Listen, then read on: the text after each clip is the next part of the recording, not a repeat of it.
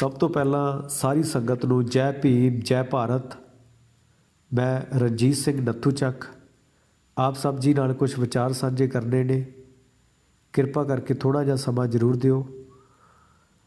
ਜੋ ਅੱਜ ਦਾ ਵਿਸ਼ਾ ਹੈ ਉਹ ਹੈ ਇਲੈਕਸ਼ਨ ਤੇ ਵੋਟਾਂ 'ਤੇ।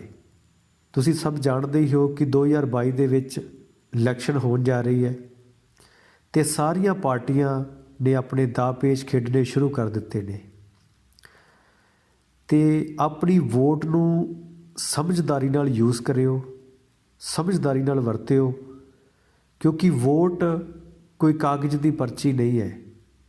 ਵੋਟ ਜੇਕਰ ਸਹੀ ਉਮੀਦਵਾਰ ਨੂੰ ਪੈ ਗਈ ਤਾਂ ਤੁਹਾਡੇ 5 ਸਾਲ ਖੁਸ਼ਹਾਲ ਬਣ ਜਾਣਗੇ ਅਤੇ ਜੇ ਕਿਸੇ ਕਰਪਟ ਬੰਦੇ ਨੂੰ ਪੈ ਗਈ ਤਾਂ ਤੁਹਾਡੇ 5 ਸਾਲ ਬਰਬਾਦ ਹੋ ਜਾਣਗੇ। ਸਤਿਕਾਰਯੋਗ ਸਾਥੀਓ, ਵੋਟ ਬਹੁਤ ਵੱਡੀ ਤਾਕਤ ਹੈ। ਆਪਣੀ ਤਾਕਤ ਨੂੰ ਪਹਿਚਾਨੋ। ਵੋਟ ਦੇ ਨਾਲ ਰਾਜ ਬਦਲੇ ਜਾਂਦੇ ਨੇ, ਤਖਤ ਬਦਲੇ ਜਾਂਦੇ ਨੇ, ਤਾਜ ਬਦਲੇ ਜਾਂਦੇ ਨੇ। ਵੋਟ ਕੁਝ ਸਮਾਂ ਪਹਿਲਾਂ ਇੱਕ ਅਮੀਰ ਲੋਕਾਂ ਨੂੰ ਪਾਉਣ ਦਾ ਅਧਿਕਾਰ ਸੀ, ਪਰ ਅੱਜ ਬਾਬਾ ਸਾਹਿਬ ਅੰਬੇਦਕਰ ਜੀ ਦੀ ਦੇਣ ਕਰਕੇ ਸਾਰੇ ਲੋਕ, ਗਰੀਬ ਤੋਂ ਗਰੀਬ ਬੰਦਾ ਵੀ ਵੋਟ ਪਾ ਰਿਹਾ ਹੈ। ਸਰਕਾਰ ਬਣਾਉਣ ਵਿੱਚ ਉਹਦਾ ਡਿਸੀਜਨ ਲਿਆ ਜਾ ਰਿਹਾ ਹੈ। ਪਰ ਅੱਜ ਤੱਕ ਜਿੰਨੀ ਵਾਰ ਵੀ ਇਲੈਕਸ਼ਨ ਹੋਈ ਹੈ, ਗਰੀਬ ਲੋਕਾਂ ਨੂੰ ਹਮੇਸ਼ਾ ਹੀ ਗੁੰਮਰਾਹ ਕੀਤਾ ਗਿਆ। ਔਰ ਮੈਂ ਤੁਹਾਨੂੰ ਇੱਕੋ ਹੀ ਗੱਲ ਸਮਝਾਉਣਾ ਹੁੰਦਾ ਹਾਂ ਬਾਰ-ਬਾਰ ਕਿ ਪਰਖੇ ਨੂੰ ਪਰਖੀ ਜਾਣਾ ਸਭ ਤੋਂ ਵੱਡੀ ਮੂਰਖਤਾ ਹੈ। ਜਿਹੜਾ ਉਮੀਦਵਾਰ 5 ਸਾਲਾਂ ਦੇ ਵਿੱਚ ਸਾਡੀ ਗਰੀਬੀ ਨਹੀਂ ਦੂਰ ਕਰ ਸਕਿਆ, ਉਸ ਤੋਂ ਅੱਗੇ ਆਸ ਕੀ ਰੱਖੋਗੇ। ਇਸ ਕਰਕੇ ਆਪਣੀ ਵੋਟ ਉਸ ਉਮੀਦਵਾਰ ਨੂੰ ਪਾਓ ਜਿਹੜਾ ਗਰੀਬੀ ਦੂਰ ਕਰਨ ਦੀ ਗੱਲ ਕਰਦਾ ਹੋਵੇ, ਜਿਹੜਾ ਧੀਆਂ ਭੈਣਾਂ ਦੀ ਰੱਖਿਆ ਕਰਨ ਦੀ ਗੱਲ ਕਰਦਾ ਹੋਵੇ, ਜਿਹੜਾ ਤੁਹਾਡੀਆਂ ਮੁਸ਼ਕਿਲਾਂ ਨੂੰ ਦੂਰ ਕਰਨ ਦੀ ਗੱਲ ਕਰਦਾ ਹੋਵੇ। ਪਰ ਜ਼ਿਆਦਾਤਰ ਕੀ ਹੈ, ਹੁਣ ਇਲੈਕਸ਼ਨਾਂ ਵੇਲੇ ਗੱਲਾਂ ਦਾ ਕੜਾਹ ਬਣਾਇਆ ਜਾ ਰਿਹਾ ਹੈ, ਤੁਹਾਨੂੰ ਭਰਮਾਇਆ ਜਾ ਰਿਹਾ ਹੈ। ਪਰ ਅਸੀਂ ਉੱਪਰ ਜਿਹੜਾ ਵਿਖਾ ਰਹੇ ਨੇ ਸਾਨੂੰ ਵੀ ਤੁਹਾਨੂੰ ਸਹੂਲਤਾਂ ਦਿਆਂਗੇ, ਆਹ ਦਿਆਂਗੇ, ਉਹ ਦਿਆਂਗੇ, ਅਸੀਂ ਲੋਕ ਭੋਲੇ ਭਾਲੇ ਫਸ ਜਾਂਦੇ ਹਾਂ। ਮੈਂ ਇੱਕੋ ਗੱਲ ਬਾਰ-ਬਾਰ ਕਰਦਾ, ਚੰਗਾ ਨਹੀਂ ਲੱਗਦਾ, ਫਿਰ ਵੀ ਮੈਂ ਇਹੋ ਤੁਹਾਨੂੰ ਕਹਿਣਾ ਕਿ ਪਰਖੇ ਨੂੰ ਪਰਖੀ ਜਾਣਾ ਸਭ ਤੋਂ ਵੱਡੀ ਮੂਰਖਤਾ ਹੈ। ਹੁਣ ਜਦੋਂ ਸਾਨੂੰ ਪਤਾ ਹੀ ਹੈ ਕਿ ਇਹ MLA ਜਾਂ ਇਹ MP ਜਾਂ ਇਹ ਮੁੱਖ ਮੰਤਰੀ ਕਰਪਟ ਨੇ, ਇਹਨਾਂ ਕੋਲ ਸਮਾਂ ਸੀ, ਇਹਨਾਂ ਕੁਛ ਨਹੀਂ ਕੀਤਾ, ਤਾਂ ਫਿਰ ਅਸੀਂ ਇਹਨਾਂ ਨੂੰ ਵੋਟ ਪਾਉਂਦੇ ਹਾਂ, ਤਾਂ ਫਿਰ ਤਾਂ ਅਸੀਂ ਮੂਰਖ ਹੀ ਹੋਏ ਨਾ। ਬਾਬਾ ਸਾਹਿਬ ਅੰਬੇਦਕਰ ਨੇ ਸਾਨੂੰ ਉਹ ਵੋਟ ਦਾ ਅਧਿਕਾਰ ਇਸ ਕਰਕੇ ਨਹੀਂ ਲੈ ਕੇ ਦਿੱਤਾ ਕਿ ਤੁਸੀਂ ਗੁਲਾਮ ਬਣ ਜਾਓ, ਇਸ ਕਰਕੇ ਲੈ ਕੇ ਦਿੱਤਾ ਕਿ ਤੁਸੀਂ ਇਸ ਗੁਲਾਮੀ 'ਚੋਂ ਨਿਕਲ ਜਾਓ, ਆਜ਼ਾਦ ਬਣ ਜਾਓ, ਇੰਡੀਪੈਂਡੈਂਸ ਹੋ ਜਾਓ। ਸਤਿਕਾਰਯੋਗ ਸਾਥੀਓ, ਜਦੋਂ ਗਰੀਬ ਬੰਦਾ ਸਰਕਾਰ ਨੂੰ ਟੈਕਸ ਦੇ ਰਿਹਾ ਹੈ, ਅਮੀਰ ਤਾਂ ਦਿੰਦੇ ਹੀ ਹੈ, ਗਰੀਬ ਵੀ ਦਿੰਦੇ ਨੇ। ਜਦੋਂ ਅਸੀਂ ਸਵੇਰੇ ਕੋਈ ਵੀ ਚੀਜ਼ ਯੂਜ਼ ਕਰਦੇ ਹਾਂ, ਖੰਡ ਹੋਵੇ, ਪੱਤੀ, ਬਰੱਸ਼, ਕੋਲਗੇਟ, ਅਸੀਂ ਨਿੱਜੀ ਸਮਾਨ ਲੈ ਕੇ ਆਉਂਦੇ ਹਾਂ, ਪਰ ਸਾਨੂੰ ਉਹ ਟੈਕਸ ਲਾ ਕੇ ਮਿਲਦਾ ਹੈ। ਜਦੋਂ ਹਰ ਇੱਕ ਬੰਦਾ ਟੈਕਸ ਦੇ ਰਿਹਾ ਹੈ, ਪਰ ਸਹੂਲਤਾਂ ਸਿਰਫ ਅਮੀਰਾਂ ਨੂੰ ਹੀ ਦਿੱਤੀਆਂ ਜਾਂਦੀਆਂ ਨੇ, ਗਰੀਬਾਂ ਨੂੰ ਕਿਉਂ ਨਹੀਂ? ਕਿਉਂਕਿ ਸਾਡੀ ਵੋਟ ਦਾ ਡਿਸੀਜਨ ਗਲਤ ਹੈ। ਅਸੀਂ ਵੋਟ ਬਿਨਾਂ ਸੋਚੇ ਸਮਝੇ ਪਾਉਂਦੇ ਹਾਂ। ਅਸੀਂ ਹਮੇਸ਼ਾ ਇੱਕੋ ਗੱਲ ਕਹਿੰਦੇ, ਯਾਰ ਵੋਟ ਹੀ ਪਾਉਣੀ ਆ, ਪਾ ਦਿੰਦੇ ਹਾਂ, ਕਿਸੇ ਨੂੰ ਵੀ ਪਾ ਦਈਏ। ਪਰ ਜਦੋਂ ਤੁਸੀਂ ਚਿੱਕੜ 'ਚ ਡਿੱਗੋਗੇ ਤਾਂ 100% ਚਿੱਕੜ ਤੁਹਾਨੂੰ ਲੱਗੇਗਾ ਹੀ ਲੱਗੇਗਾ। ਜਦੋਂ ਤੁਸੀਂ ਗੰਦੇ ਬੰਦਿਆਂ ਦਾ ਸਾਥ ਦਿਓਗੇ ਤਾਂ ਤੁਸੀਂ ਗੰਦੇ ਬਣੋਗੇ ਹੀ ਬਣੋਗੇ। ਇਸ ਕਰਕੇ ਆਪਣੀ ਵੋਟ ਨੂੰ ਸਹੀ ਉਮੀਦਵਾਰ ਨੂੰ ਪਾਓ ਜੋ ਗਰੀਬੀ ਦੂਰ ਕਰਨ ਦੀ ਗੱਲ ਕਰਦਾ ਹੋਵੇ। ਅੱਜ ਜਿਹੜਾ ਟਰੈਂਡ ਹੈ, ਜ਼ਿਆਦਾਤਰ ਕੀ ਦੇਖਦੇ ਨੇ ਲੋਕ ਕਿ ਯਾਰ ਉਹ MLA ਵੱਡੀ ਵੱਡੀਆਂ ਗੱਡੀਆਂ 'ਤੇ ਆਏ ਨੇ, ਫੋਰਚੂਨਰਾਂ 'ਤੇ ਆਏ ਨੇ, ਐਨੀ ਸਿਕਿਉਰਿਟੀ ਲੱਗੀ ਹੋਈ, ਉਹ ਕਿਹਦਾ ਕਰਕੇ ਲੱਗੀ ਹੋਈ? ਤੁਹਾਡੀਆਂ ਵੋਟਾਂ ਕਰਕੇ ਦੀ। ਤੁਸੀਂ ਉਹਨੂੰ ਵੋਟਾਂ ਪਾਈਆਂ, MLA ਬਣਾਇਆ ਤਾਂ ਉਹਦਾ ਕੋਲ ਸਾਰਾ ਕੁਛ ਆਇਆ, ਪਹਿਲਾਂ ਕਿਉਂ ਨਹੀਂ ਸੀ? ਇਸ ਕਰਕੇ ਵੋਟ ਪਾਓ ਉਸ ਬੰਦੇ ਨੂੰ ਜਿਹੜਾ ਤੁਹਾਡੀ ਗਰੀਬੀ ਦੀ ਦੂਰ ਕਰਨ ਦੀ ਗੱਲ ਕਰਦਾ, ਕਿਉਂਕਿ ਸਭ ਤੋਂ ਵੱਡੀ मैं बीमारी गरीबी गिणदा हाँ। ਜਿਹੜੇ ਲੋਕ ਗਰੀਬੀ ਦੇ ਵਿੱਚ ਜੀ ਰਹੇ ਨੇ ਬਹੁਤ ਮੁਸ਼ਕਿਲ ਸਥਿਤੀਆਂ ਦੇ ਵਿੱਚੋਂ ਗੁਜ਼ਰ ਰਹੇ ਨੇ। ਗਰੀਬੀ ਦੂਰ ਤੁਹਾਡੀ ਤਾਂ ਹੀ ਹੋ ਸਕਦੀ ਨੇ ਜੇਕਰ ਗਰੀਬੀ ਦੇ ਵਿੱਚ ਪਲੇ MLA ਜੋ ਗਰੀਬੀ ਨੂੰ ਜਾਣਦੇ ਹੋਣ ਉਸ ਨੂੰ ਬਣਾਇਆ ਜਾਵੇ, ਕਿਉਂਕਿ ਸਾਡੇ ਨਾਲ 70 ਸਾਲ ਤੋਂ ਗਰੀਬ ਲੋਕਾਂ ਦੇ ਨਾਲ ਸ਼ੋਸ਼ਣ ਹੋ ਰਿਹਾ ਹੈ, ਅਤਿਆਚਾਰ ਹੋ ਰਿਹਾ ਹੈ। ਹਾਲੇ ਤੱਕ ਹਜ਼ਾਰਾਂ ਕੇਸ ਪੈਂਡਿੰਗ ਪਏ ਨੇ, ਕਿਤੇ ਨਿਆਂ ਨਹੀਂ ਹੋਇਆ। ਪਰ ਅਸੀਂ ਵੋਟਾਂ ਫਿਰ ਵੀ ਉਹਨਾਂ ਧਨਾੜ ਲੋਕਾਂ ਨੂੰ ਪਾਉਂਦੇ ਆ ਜਿਹੜੇ ਸਾਡੇ ਉੱਤੇ ਅਤਿਆਚਾਰ ਕਰਦੇ ਨੇ, ਜਿਹੜੇ ਕਰਪਟ ਨੇ, ਜਿਹੜੇ ਲੋਕਾਂ ਉੱਤੇ ਦਿਨ ਰਾਤ ਅਤਿਆਚਾਰ ਕਰਦੇ ਨੇ।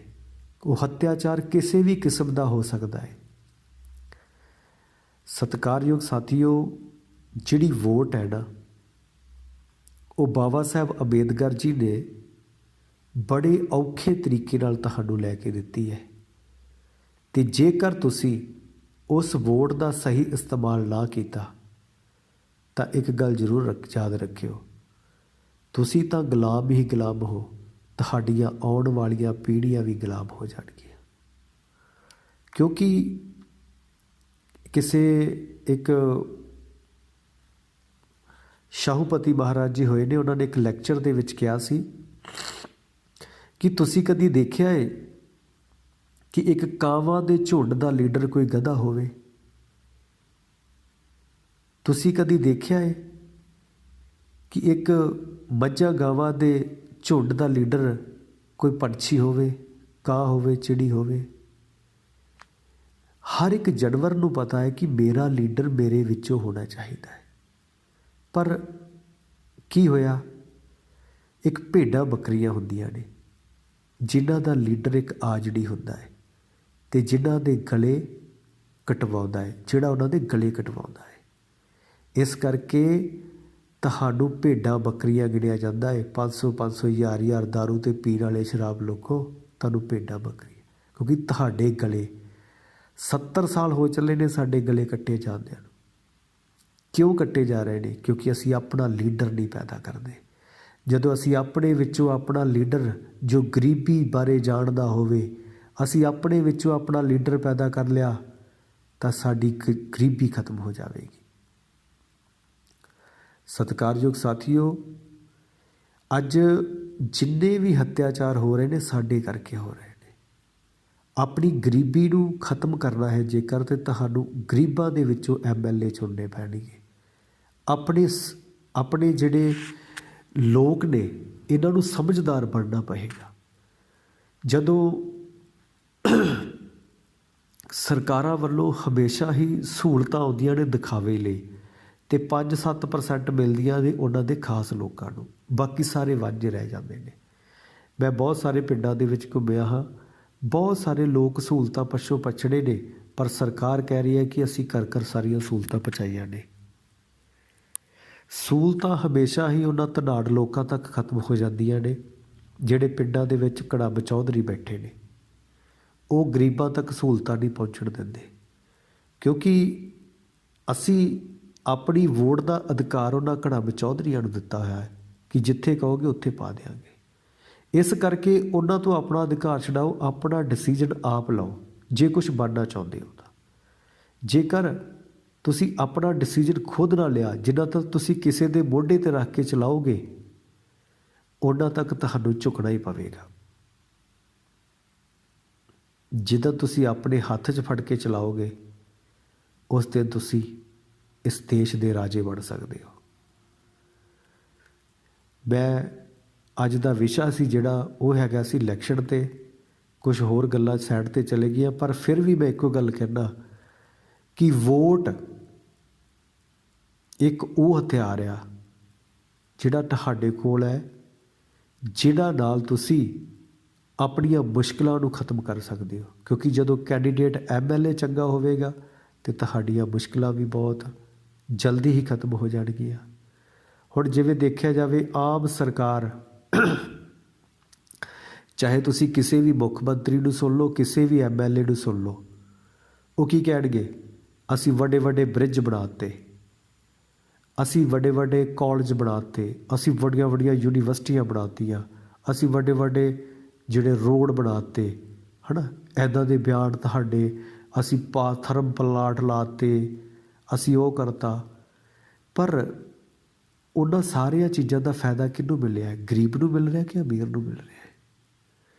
ਗਰੀਬ ਲੋਕਾਂ ਕੋਲ ਹਾਲੇ ਤੱਕ ਰਹਿਣ ਲਈ ਘਰ ਨਹੀਂ, ਜਗ੍ਹਾ ਨਹੀਂ, ਕੋਠਾ ਨਹੀਂ, ਘਰ ਵਿੱਚ ਬਾਥਰੂਮ ਨਹੀਂ, ਲੈਟਰਿੰਗ ਨਹੀਂ। ਅਸੀਂ ਉਹਨਾਂ ਬ੍ਰਿਜਾਂ, ਪਾਰਕਾਂ, ਵੱਡੇ ਵੱਡੇ ਉਹਨਾਂ ਦਾ ਕੀ ਕਰਨਾ ਹੈ?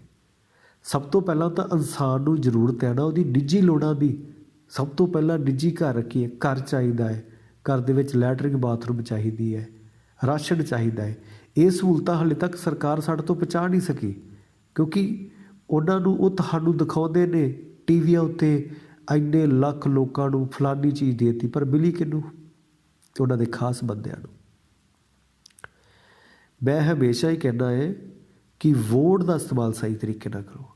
ਜੇਕਰ ਤੁਸੀਂ ਵੋਟ ਦਾ ਇਸਤੇਮਾਲ ਸਹੀ ਤਰੀਕੇ ਨਾਲ ਕਰ ਲਿਆ ਤਾਂ ਮੈਂ ਵਾਅਦੇ ਨਾਲ ਕਹਿੰਦਾ ਕਿ ਬਦਲਾਵ ਜ਼ਰੂਰ ਆਵੇਗਾ।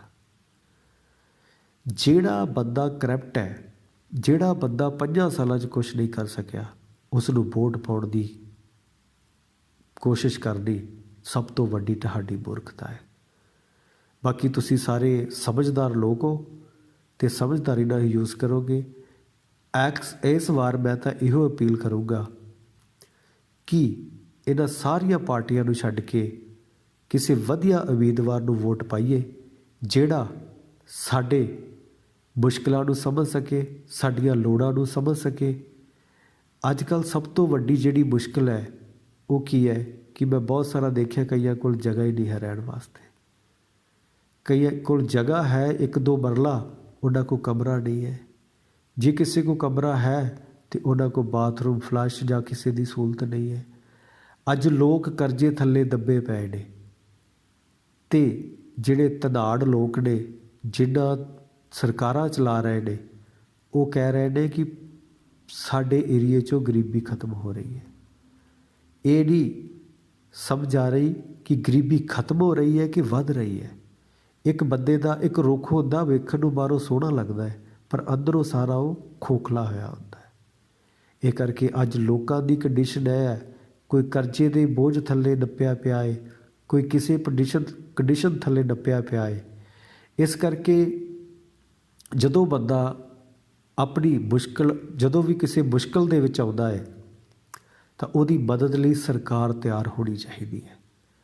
ਪਰ ਸਰਕਾਰ ਉਹਨਾਂ ਲੋਕਾਂ ਦੀ ਹੈ ਜਿਹੜੇ ਲੋਕ ਗਰੀਬ ਲੋਕਾਂ ਨਾਲ ਯਾਰੀ ਲਾ ਕੇ ਖੁਸ਼ ਵੀ ਨਹੀਂ, ਰੋਟੀ ਖਾ ਕੇ ਖੁਸ਼ ਵੀ ਨਹੀਂ। ਇਲੈਕਸ਼ਨ ਟਾਈਮ ਜ਼ਰੂਰ ਆਉਂਦੇ ਨੇ, ਚਾਹ ਵੀ ਪੀਂਦੇ ਨੇ, ਕੋਈ ਡਰਾਮੇਬਾਜ਼ੀ ਚੱਲਦੀ ਹੈ ਫੁੱਲ। ਪਰ ਇਹਨਾਂ ਜਿਹੜੇ ਮਤਲਬਖੋਰੇ ਲੀਡਰ ਨੇ, ਇਹਨਾਂ ਤੋਂ ਬਚ ਕੇ ਰਿਹੋ। ਅਤੇ ਅੱਜ ਦਾ ਵਿਸ਼ਾ ਸੀ ਇਲੈਕਸ਼ਨ ਬਾਰੇ। ਜੈ ਭੀਮ, ਜੈ ਭਾਰਤ। ਵਾਹਿਗੁਰੂ ਜੀ ਕਾ ਖਾਲਸਾ, ਵਾਹਿਗੁਰੂ ਜੀ ਕੀ ਫਤਿਹ।